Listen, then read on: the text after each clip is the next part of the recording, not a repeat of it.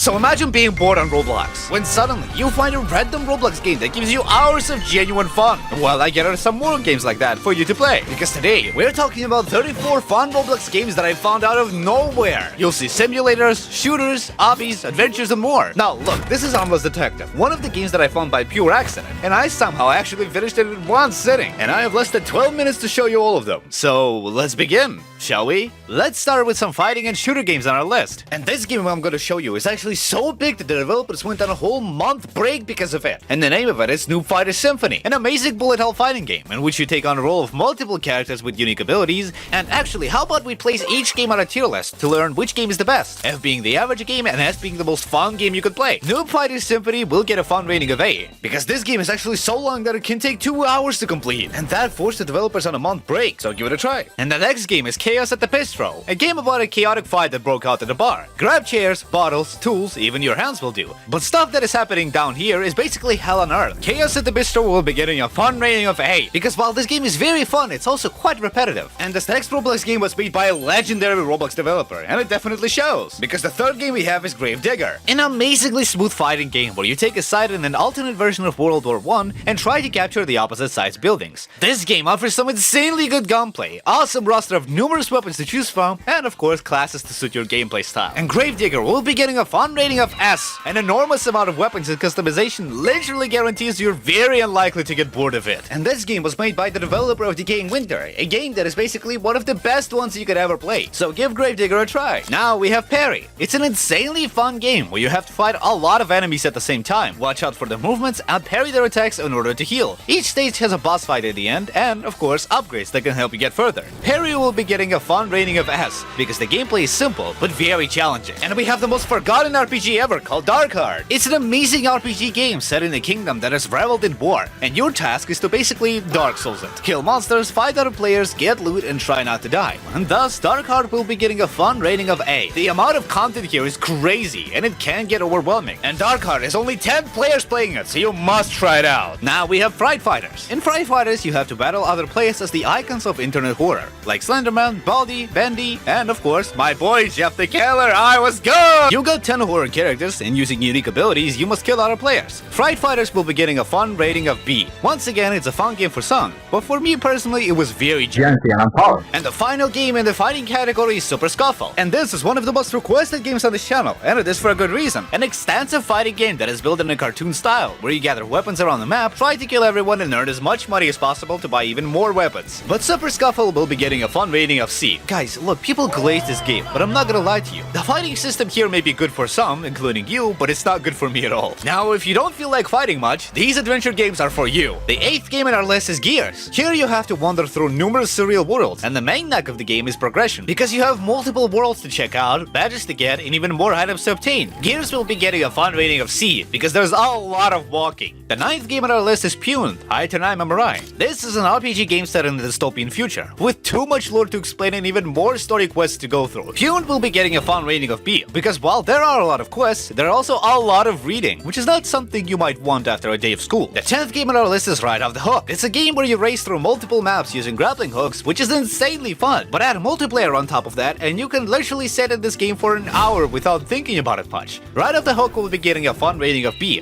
because while it is a relaxing game, it also doesn't have too much depth to explore. Now we have the game called Yoinks. This is the type of the game that seems extremely simple, but once you actually play it, you will probably break your computer, because here you have to yoink yourself up multiple levels, and as you can tell, it is not easy at all. Yoinks will be getting a fun rating of A. While there is a lot of fun in flinging yourself, some of the design choices are questionable. And the 12th game on our list is Break World. This game is a mix of Block Tales and FNAF World, combining its unique fighting system with a classical Roblox style. You have to select an ability to use in these rapid battles, with each enemy having a unique attack. But Break World will be getting a fun rating of C. While it is a cool gameplay loop, the story here is very convoluted, so you don't even know what to do. The 13th game on our list is Attempt on Delivery, a very unusual obby game in a way that you have a package and you have to deliver it up a mountain. But of course you'll be using your package as a tool to get up, because who needs a ladder, right? Attempt on Delivery will be getting a fun rating of C, as the gameplay is quite repetitive and not randomized. Now we have a game called Heroes of the Forest. It's one of those games that could very well be a good replacement for Block Tales, because here you have a storyline to follow, enemies to fight, and of course puzzles to solve. Heroes of the Forest will be getting a fun rating of B. It is quite a simply built game with some underlying lore and a lot of walking, but a ton of puzzles and collectibles help the game stay fun. And we're almost halfway through our list, and we still have some good games coming up. The 15th game is Barry the Hiker. Here you traverse through a giant mountain by controlling an unusually styled character. Say hi to Barry. He's a hiker. Barry the Hiker will be getting a fun rating of C because there's actually nothing special about this game aside from a cool environment. And this is potentially one of the best adventure games on Roblox, and its name is Project Somnia. It's an amazingly built dream adventure game, kinda like the next game in our list, but it focuses more on the actual dream aesthetic of the worlds. And Project Somnia will be getting a fun rating of S. This is the only dream adventure game on Roblox right now that does not suffer from the problem of having too much walking. And the game 17 is Postmortem. It's a dream adventure game where you play as this old and wise man who is apparently searching for a meaning of life by the lore.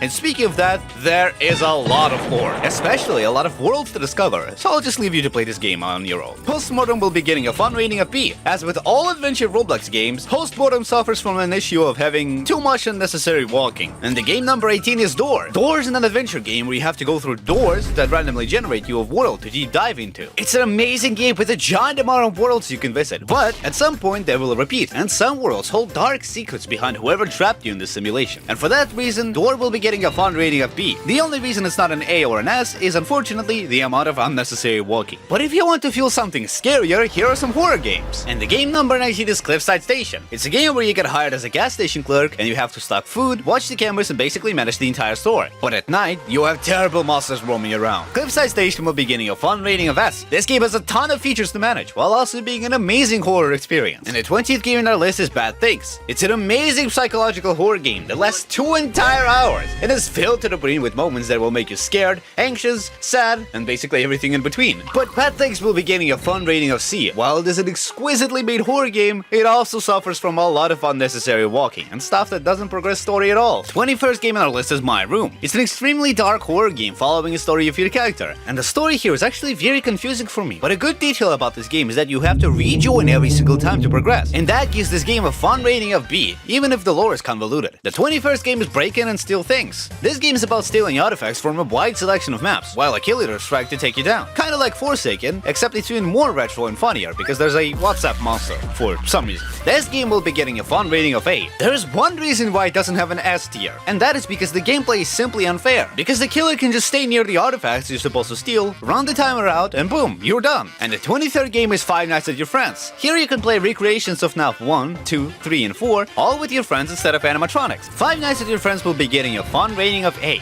The only reason why it's not an S tier is because this game doesn't have an outstanding, unique feature that can make it different from the original FNAF. And if you want something unusual, let me tell you about Simulator and other games that I found. The 24th game is Cube Combination, a unique game where you have to combine various types of cubes in order to build your own weapons, armor, platforms to build to other floating islands, and more. And Cube Combination will be getting a fun rating of A, as there is so much to do in this game that it can get quite overwhelming. If you couldn't tell, the S rating is usually achieved by a game that are just deep enough to be interesting, but actually not overwhelming at all. The 25th game is Sushi Gambit. Here you have to manage your own sushi restaurant. Cooking, cleaning, managing, buying stock, all those are somehow your responsibilities. Of course, you're gonna run out of business anyway, so the only actual way to keep it alive is through a black market, and more particularly, human meat. Sushi Gambit will be getting a fun rating of S. This game has a perfect mix of restaurant management, some fun stuff like killing people, and of course, making sushi. The next game on our list is In Plain Sight 2. In this game, you have to be either a camera or a thief, and as a thief, your role is to steal every item on the map without being caught by the camera. As a camera, you have to stop thieves from robbing the place. And for that reason, In Plain Sight 2 will be getting a fun rating of S. It is incredibly nerve-wracking to stand in a crowd while the camera is looking right at you, and it makes the game ever so fun because the stakes are so high and you have to be stealthy. And the 27th game on our list is Secret Universe. In this game, you have to unlock every secret the developer made, and there are a lot of them. All of them have some convoluted methods of obtaining, so if this game genre is to your liking, you will love this game. Secret Universe will be getting a fun rating of A because there are so many secrets to discover, and some completion requirements are genuinely insane. This game is an S tier for those who love that, but for a casual player, it's an A tier. The 28th game on our list is Fruit Merges. In Fruit Merges, you,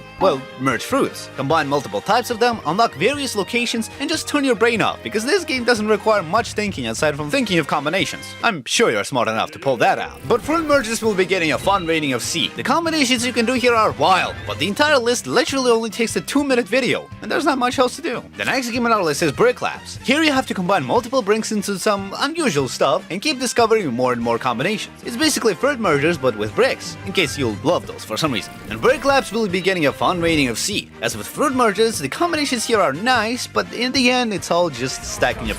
In the end! The 13th game on our list is Dingus. In Dingus, you play either as a sheriff or a hider. As a sheriff, you have to find a hider amongst the crowd, but be careful. Killing someone innocent will lead to consequences. And as a hider, you must hide in the crowd and complete your tasks in secret. Dingus will be getting a fun rating of A. The only reason this game doesn't have an S rating is because there's no additional feature that could add some spice into a gameplay, like special rounds or modifiers. The 31st game on our list is Monster Employer. In this game, the world is populated by monsters, but suddenly everyone runs out of work, so it's your job to help hire monsters. This will be getting a fun rating of B. While it is a cool looking game, the only thing you can do here is talk to monsters, ask them questions, and press a button. There's something unusual hiding in this game though. The next game on our list is Battle Bricks. This game is about defending your base from an onslaught of different enemies, and you do it through sending units to protect your castle. Earn money, buy more cards, and go through a whole progression system with a world that goes deeper and deeper into war. The Battle Bricks is getting a fun rating of S. It is an amazing game, and the strategic aspect of managing your units is so satisfying. The next game on our list is The Noobs in Combat. This is a co-op strategy game where your goal is to work with other players, or yourself, in order to defeat the enemy in a variety of scenarios by guiding your units through the map. You have to supply them, so make sure they don't die. Noobs in Combat, as the next game in this list, is getting a rating of S. Once again, the aspect of being strategic with your units can literally make you play for hours. And finally, the last game on this list is Armless Detective. This is a game about becoming a detective after losing your arms. And to help you with your quest, you have a magical hat filled with tools to help you. You have to find pieces of evidence around multiple maps, see what suspects have similar traits, and choose who you think is the killer.